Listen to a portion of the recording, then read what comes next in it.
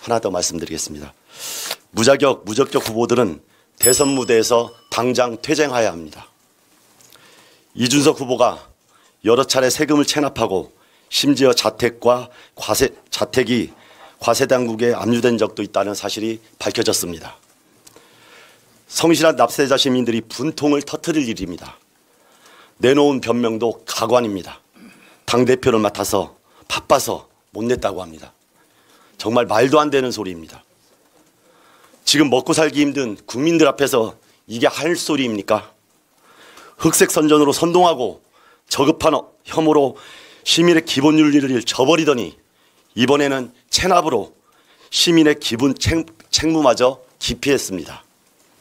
이런 사람이 새로운 대통령이라는 슬로건을 걸고 나서는 이 대선 국면, 왜 부끄러움은 여전히 국민의 몫이어야 합니까? 이제 그만 됐습니다. 이준석 후보는 일말의 양심이 있다면 국민 앞에 사과하고 후보직에서 사퇴해야 마땅합니다. 그것이 국민에 대한 최소한의 예의입니다.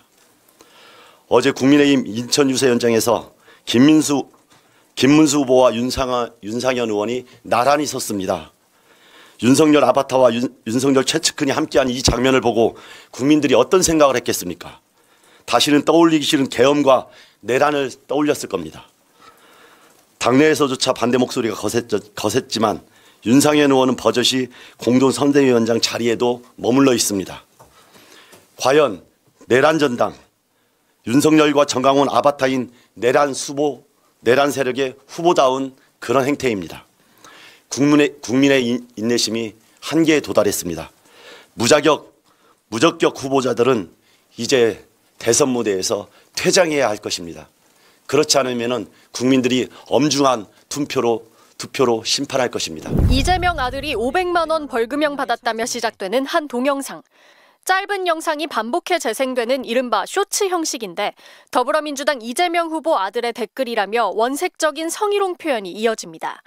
성희롱의 피해자인 여성 유명인들의 이름과 모습도 그대로 노출됩니다. 개혁신당 이준석 캠프 곽대중 메시지 단장이 SNS에 이 쇼츠 영상을 올리자 캠프 관계자들은 좋아요를 눌렀습니다. 성폭력 메시지를 반복하며 피해자들을 다시 공개한 명백한 2차 가해입니다. 곽 단장은 혼자 보기 위해 SNS에 저장해놨는데 실수로 공개된 것 같다. 새벽에 발견하고 바로 삭제했다며 사과했습니다. 그러면서도 영상의 취지에는 대략 공감한다고 덧붙였습니다. 후보는 생방송에서 성폭력성 발언을 하고 그 캠프는 2차 가해에 나선 셈인데 이 후보는 몰랐다고 밝혔습니다. 해당 영상이 어떤 건지 몰라서 제가 모르겠지만요. 저희는 그런 부분에서 최대한 조심하고 있습니다. 빨간색 선거운동복 차림의 한 남성이 교복 차림의 학생들에게 말을 건넵니다. 그리고 아들이 무슨 얘기했는지 알아 오늘? 네? 뭐야? 이재명 아들이? 뭐요? 무슨 연예인, 여성 연예인? 김문수 후보 유세에 나선 국민의힘 소속 경기도의회 이모 의원이 이준석 후보가 TV토론에서 했던 성폭력성 발언을 중학생들에게 그대로 옮긴 겁니다.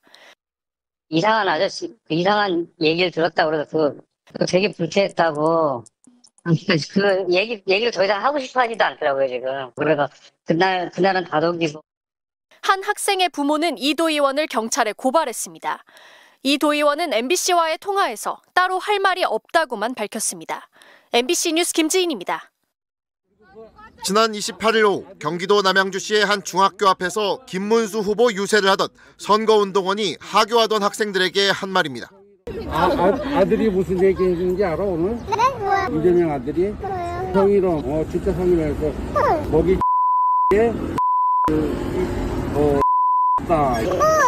아버지하고 똑같아. 자기 형수한테 욕하고.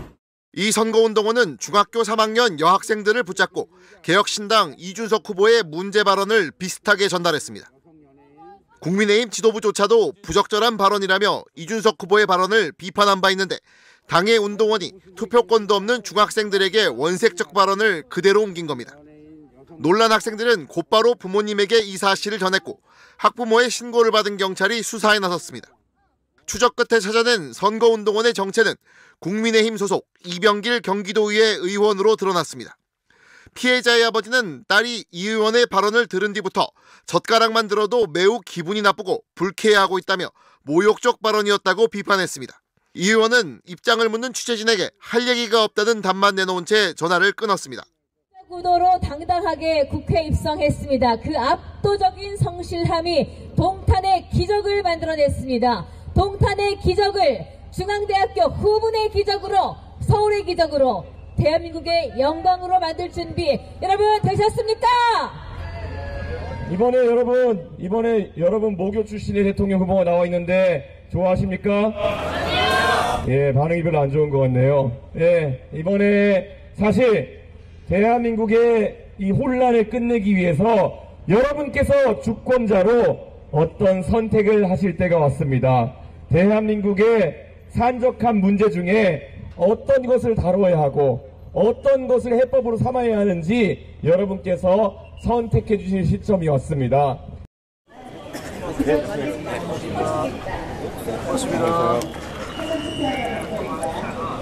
돈이 제가 월급을 뺏기는 일이 없도록 그래야죠. 고맙습니다.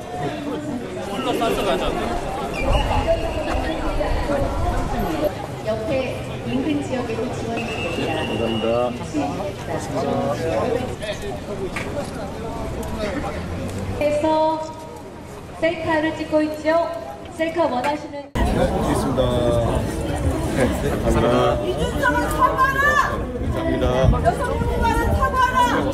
네, 감사합니다. 응, 이재명 아들. 응, 이재명 아들. 고맙습니다. 네.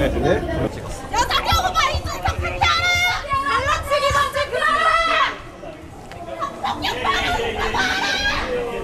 네, 이준석이가 죽는 길로 들어섰습니다. 이준석이한테는 뭐 이제 간신히 40살 되자마자 대선 후보로 출전을 했기 때문에 집단에는 이제 이준석 정치의 시작이다 뭐 이렇게 생각하고 있을지 모르겠습니다.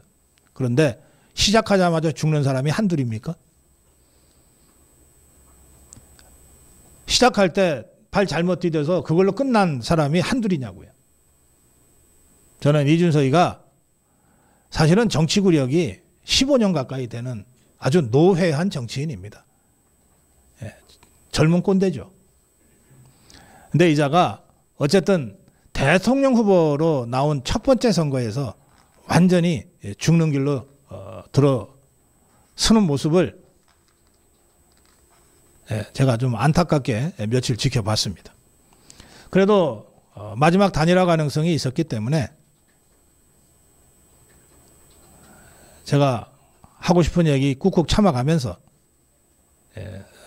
상황을 기다려 왔는데, 그러나 제 생각은 대선 시작하자마자 제가 여러분한테 벌써 여러 번 말씀드린 적이 있습니다. 이준석이한테 연연해 하지 말자. 이준석이 표 안 된다. 그냥 내버려 두는 것이 대선 전략에 더 좋을 수도 있다. 제가 그런 취지의 논평을 여러 차례 하지 않았습니까?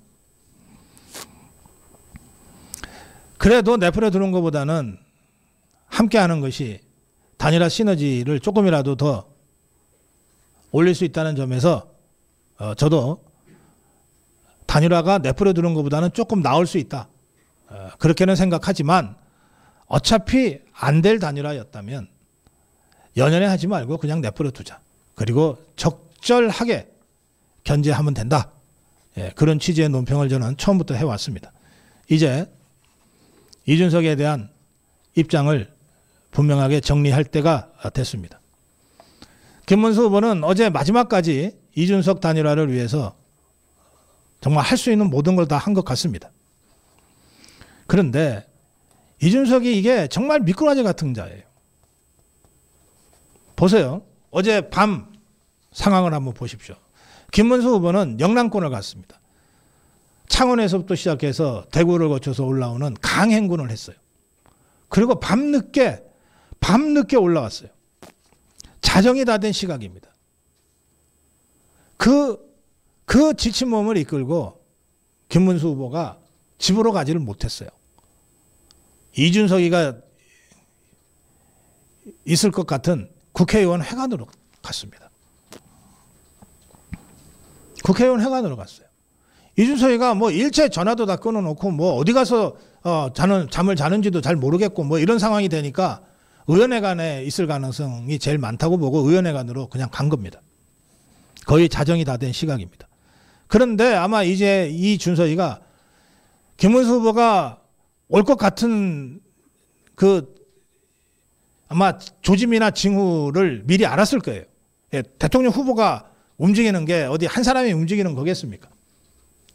그러니까 이자가 국회의원회관에 내내 있다가 김문수 후보가 도착하기 전에 잽싸게 빠져나가 버렸어요. 그래서 김문수 후보는 이준석이가 없는 그 국회회관에서 1시간 정도 기다리다가 결국은 돌아갔습니다. 김문수 후보는 전화를 여러 번 했는데 이준석 후보가 받지 않는다. 오늘은 더 이상 만날 수 있는 상황이 안 되는 것 같다. 그러나 본투표 때까지는 만나기 위해서 노력을 계속 해야 하지 않겠느냐. 내가 이준석 후보를 만나면 다른 얘기 하려는 게 아니다. 우리가 뭉치자. 방탄 괴물 독재를 막아야 되지 않겠느냐. 이 말씀을 드리고 싶어서 왔다. 저는 이 대목에서도 김문수의 진심과 이준석이의 얄팍한 잔머리가 교차했다고 생각합니다. 지금 김문수 후보의 이인재 전 장관이 그 고문으로 있습니다. 제가 이인재 장관하고는 이인재 장관이 노동부 장관을 하고 또 경기도지사를 할 때부터 오랜 인연이 있습니다. 그 이인재의 정치 행보를 한번 보십시오. 깜짝 놀랄 만한 젊은 후보로 정말 갑자기 신데렐라처럼 부각이 됐지 않습니까? 그 이인재가 97년 대선에 따로 떨어져 나가는 바람에 결국 대세론을 구가하던 이회창이 김대중이한테 지잖아요. 그리고 난 다음에 이인재가 결국 김대중 밑으로 갑니다. 그래서 김대중 정권 마무리할 무렵에 대선에 나가죠. 그때도 이인재 대세론이었어요. 근데 어떻게 된 줄 아세요? 여러분들 다 잘 아시잖아요. 결국 이인재가 노무현이한테 힘없이 무너져요. 그런데 그 노무현이 쪽에 김대중 핵심 측근 동교동계가 딱 버티고 있었던 거예요. 결국 이용당할 만큼 당하고 마지막에 팽당했습니다. 그 후 여러 우여곡절을 거쳐서 다시 자유파 진영으로 돌아왔고 그리고 지금 김문수 후보 캠프의 고문으로 있습니다만 이인재 깜짝 놀랄 만큼 젊은 후보의 이 파란 많은 정치 행보는 그 첫 발자국을 잘못 디딘 데서부터 시작된 겁니다. 저는 어젯밤 있었던 이 이준석의 얄팍한 이 잔머리 정치가 이준석이를 죽음의 길로 몰아넣었다. 그렇게 생각합니다. 어제 강펀치의 강영석 변호사는 정말 하기 어려운 자기 얘기까지 했어요. 경기도지사 선거 나가서 0.9% 얻었는데 그것 때문에 김은혜가 짓잖아요. 김동연이가 지사를 하잖아요. 근데 그때 강영석이 지지율은 꽤 나왔거든. 그게 진짜인 줄 알았다는 거예요. 근데 막상 가니까 사표 방지 심리가 작동하면서 패가 쭉 빠져서 결국은 1%도 안 되더라. 근데 그 1%도 안 되는 그것 때문에 결국은 김동연이가 되는 바람에 자기는 정말 역적이 됐다. 이준석이 강용석보다 나을 거라고 하는 보장이 어디 있습니까? 강용석은 그래도 자기 사례를 들어서라도 이준석이한테 정신 차리라고 충고할 정도의 그릇이 되는 거예요. 저는 어제 날짜로 이준석이는 끝났다. 죽음의 길로 들어섰다. 그거 생각합니다. 물론 김문수 후보는 본투표 전까지는 어떻게든 다시 만나려고 할 거고 마지막까지 단일화를 위해서 진심을 다 하겠지만 정치평론가인 저는 김문수의 진심은 진심이지만 이준석이는 이걸로 끝났다. 이렇게 단정 짓습니다. 예, 한 말씀 또 하시고 싶으셔서. 예. 저 오늘 나이가 만 71입니다. 그러세요? 예. 대구 토박입니다. 네. 그 뭐 오마뉴스의 그 최진봉 교수님, 보셨어요? 신은규 변호사님, 네. 또 박 기자님하고 같이 그 방송을 보고 참 이래 기뻤습니다. 우리가 박봉규를 또 수요일마다 예. 재밌게 잘 보고 있습니다. 네, 고맙습니다. 근데 대구는 본래는 진보의 아성이었습니다. 그래요, 맞아요. 왜냐하면은 미 군정 시절에는 그 관료들이 식량을 약탈해 가는 것을 대구 시민들이 일어서서 10월 혁명을 한 곳입니다. 그리고 여러분 잘 아시다시피 서문시장에서도 3.1 만세 운동이 일어났습니다. 네. 예. 또 국채보상 운동한 곳이 대구입니다. 또 학생운동 2.28 아시죠? 그것도 대구입니다. 그리고 전두환 시절에는 또 유성한, 이면섭이라는 야당을 배출한 도시였습니다. 이때만 해도 대구는 전 대한민국의 타 시도로부터 아주 부러움을 받는 그런 도시였습니다. 그러나 결정적으로 이렇게 변하게 된 것은 박정희 시대의 인혁당 사건, 바로 며칠 만에 사형을 당한 8분의 교수님들이 계셨습니다. 경북대.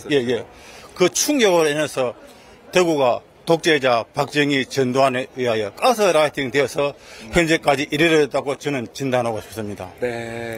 그래서 참 저는 고등학교 2학년 때부터 김대중 전 대통령을 좋아했습니다.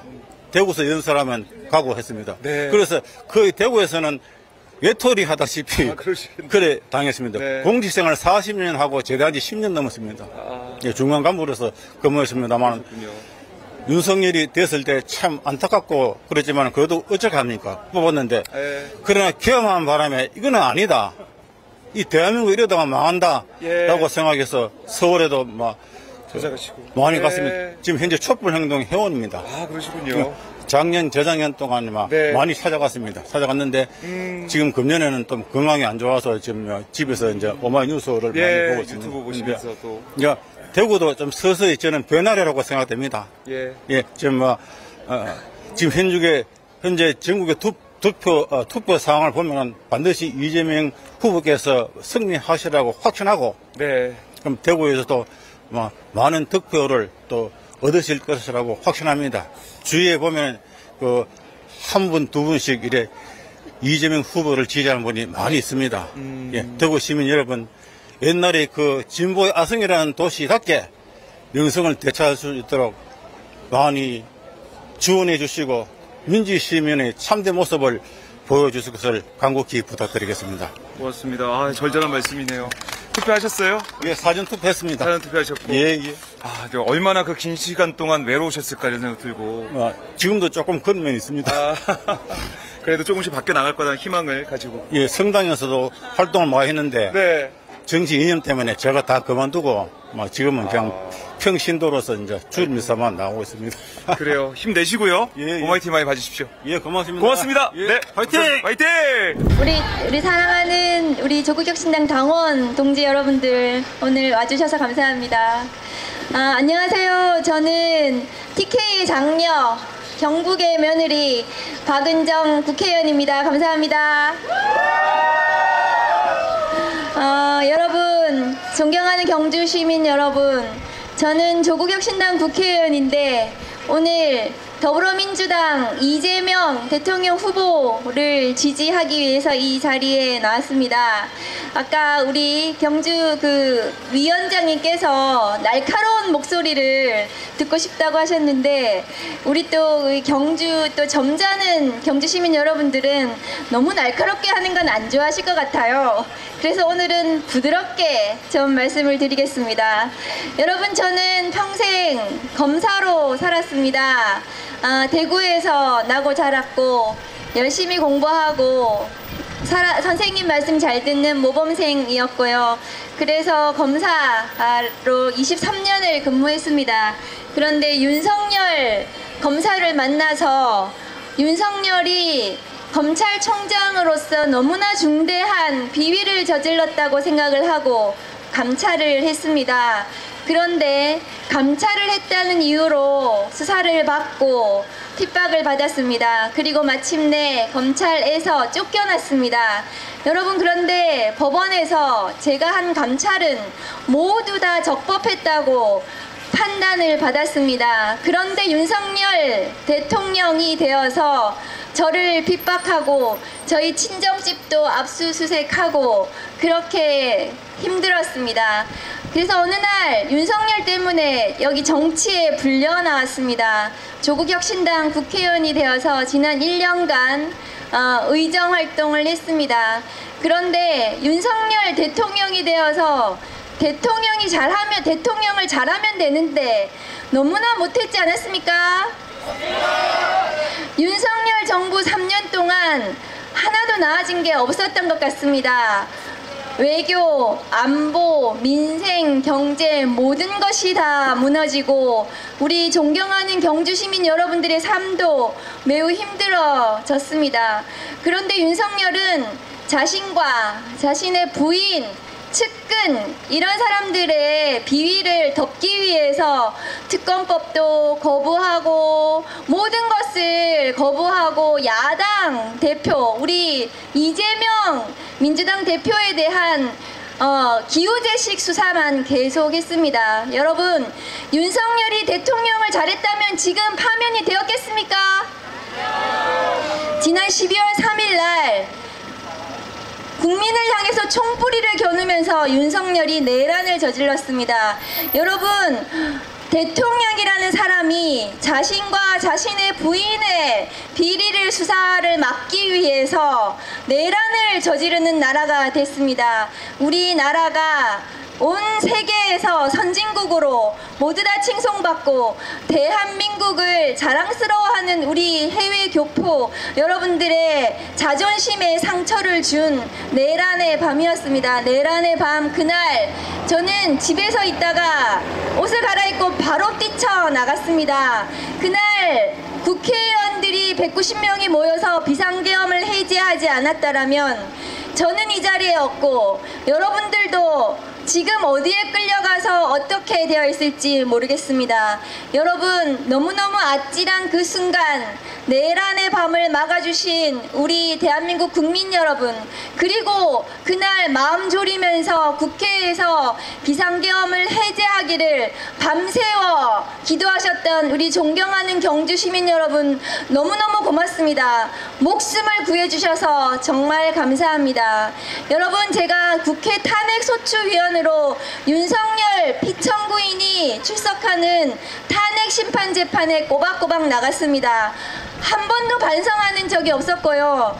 윤석열이라는 사람이 자신이 자신의 지시로 계엄을 실행한 군 장성들, 경찰 지휘부들의 삶이 완전히 박살이 났습니다. 그 사람들은 구속됐고 그리고 앞으로 공무원에 대해서 신분도 보장받지 못하고 앞으로 삶이 처참하게 무너진 그 부하들에게 모든 책임을 떠넘기면서 자신의 책임은 회피하고 반성하지 않습니다. 여러분, 윤석열 씨가 지금도 반성하고 있습니까? 재판에 나와서 뻔뻔하게 반성하지 않고 지금 재판에 나와서 국민들의 분노를 더 높이고 있습니다. 여러분, 윤석열이 장악한 국민의힘 김문수 후보를 찍으면 다시 윤석열이 돌아와서 그 내란 세력들이 다시 정권을 잡으면 다시 위헌 위법한 비상계엄 내란을 저지를지 모릅니다. 간절한 마음으로 호소를 드립니다. 여러분, 저는 조국혁신당입니다. 더불어민주당이 아니고요. 그런데 왜 더불어민주당 이재명 후보를 지지하게 됐는지 말씀을 드리겠습니다. 여러분, 이재명 후보는 12월 3일 내란의 밤에 목숨을 걸고 국민 여러분을 지켰습니다. 그날 유튜브 라이브를 켜고 국회로 와달라고 하셨던 분입니다. 이재명 당시 더불어민주당 대표가 그 라이브 방송을 켜지 않았다라면 국회에 시민들이 오지 않았고, 그리고 국회 시민들이 계엄군의 장갑차를 맨몸으로 막아주지 않았더라면 저희들 국회의원들은 모두 끌려갔습니다. 계엄군이 오기 전에 국회의원들이 담을 타넘어서 국회로 들어갈 수 있도록 이재명 대표가 시민들을 국회로 모아주셨기 때문에 그것이 가능했습니다. 계엄 이후에 내란을 진압하기 위해서 진두지휘한 대표가 이재명 후보입니다. 그래서 이 내란을 진압할 가장 적합한 후보, 지금의 시대정신 내란을 진압하고 민생을 회복하고 경제를 살릴 유일한 후보가 더불어민주당 이재명 후보입니다. 맞습니까? 여러분, 우리는 이제 대한민국, 세계의 대한민국, 자랑스러워하는 대한민국으로 다시 돌아가야 합니다. 민생을 회복하고 내란을 극복하고 우리 존경하는 경주 시민 여러분들이 발 뻗고 잠잘 수 있고 매일매일이 행복한 나라 만들어야 합니다. 그것을 해낼 경북의 아들 이재명을 밀어주십시오. 그러면 여러분들이 대구 경북에서 이재명 후보를 밀어주신다면 압도적으로 당선이 되어서 대구 경북을 발전시킬, 경제를 발전시킬, 회복시킬 후보가 이재명 후보라고 생각합니다. 맞습니까?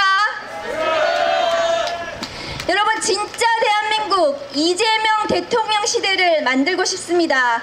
저도 이재명 대통령이 되어서 우리나라를 발전시키고 경제를 회복시키고 그렇게 해서 모든 사람들이 자랑스러운 대한민국을 만드는 것을 꼭 보고 싶습니다. 존경하는 경주 시민 여러분, 이재명 후보는 여기 경주는 그동안 계속 국민의힘을 지지를 많이 해주셨습니다. 그런데 지금은 빨간당, 파란당 상관이 없습니다. 지금은 경제를 살리고 내란을 진압할 사람이 필요합니다. 이재명이라는 분은 성남시장, 경기도지사를 하실 때 행정의 달인, 시민 여러분들, 도민 여러분들이 너무나 좋아하셨어요. 제가 성남지청에서 검사로 일했습니다. 나가서 시민 여러분들을 만나보면 나는 더불어민주당은 모르지만 이재명은 좋아, 이랬던 분들이 너무너무 많아요. 왜냐하면 그 정책들이 다 시민의 삶에 도움이 되고 행복한 정책들을 펼쳐주셨기 때문입니다. 아마도 대통령이 되면 대구 경북 대한민국을 위해서 정말 그런 정책들을 펼칠 후보라고 생각합니다. 여러분, 이재명을 밀어주십시오. 이재명을 찍어주신다면 우리 진짜 대한민국이 열릴 것입니다. 감사합니다.